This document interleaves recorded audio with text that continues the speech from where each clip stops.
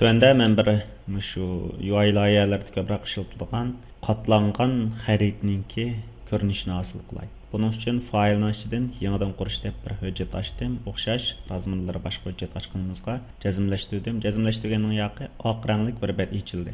Anda mən aldı görünüşünü muvafiq rəngə təngşəb oq rəngdən başqa sal kül rəngə bu yerga rəng töküb birmi.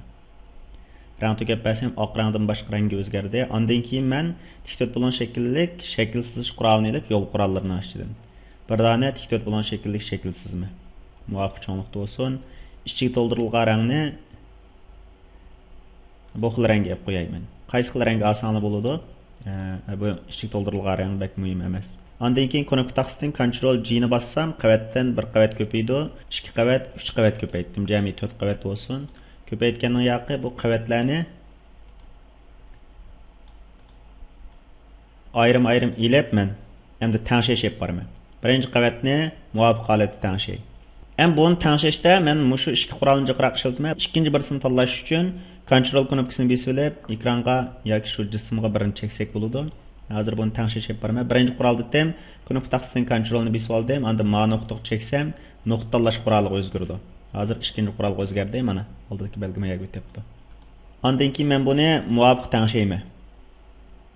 Ikkinchisini tanlab, Ctrl knopkasini bosib bir chekdim, muvofiq o'ringa ekilib olay mani.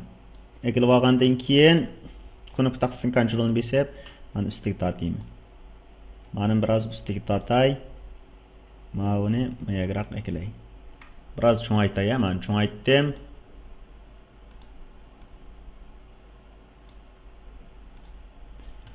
Ondan buni tanlab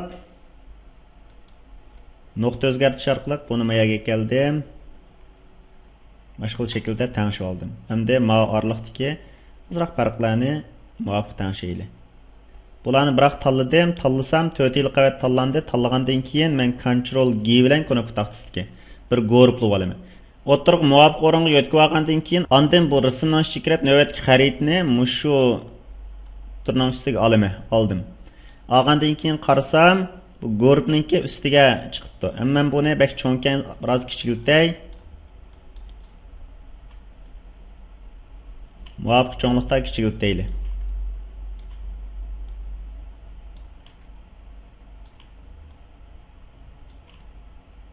Kichiklatgandan keyin anda mousening o'ng knopkasini mush qavatning ustida chekib maska quraman. Maska qursam bu shu qog'ozning ichida ko'rindi, ya'ni men yozgan narsaning ustida ko'rindi, boshqa yerlari yo'shirindi. Yo'shirgandan keyin men mush guruhdagi ma'lum qavatlarni, masalan, mao qavat bilan mao qavatni biroz qatlangan holatni chiqarishim kerak. Mana qatlangan holati chiqmadi-ku. Shuning uchun buningki rangini qanday qilib birman, qiyiqlashtirib birman. Ma'ningmi rangini qiyiqlashtirib biray.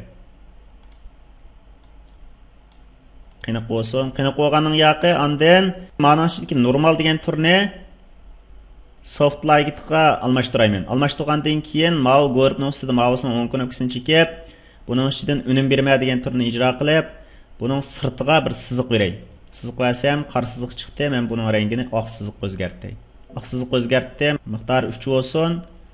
Offsize-ni biroz muvofiq tangshay. 85 atrofida bo'lsin bo'ldi. Tangshimsakmi bo'ldi amaliyotda. Ondan keyin buningga bir ko'langi beray. Ko'langini muvofiq berayli. Bergandan keyin jazmlashtirdim. Jazmlashtirsam, shunga o'xshash bir qatlangan, ya'ni evet qatlab bir taraf qilgan qog'ozninki ko'rinish chiqdi. Albatta, ma'noda men bir taraf qilgan vaqtida ma o'rinlar biroz yaxshi chiqmay qoldi. Buni muvofiq tangsak bo'ladi, ya'ni.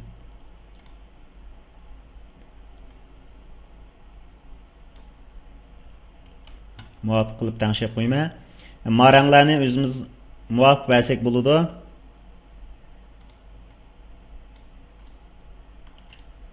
Baroq bo'lsin.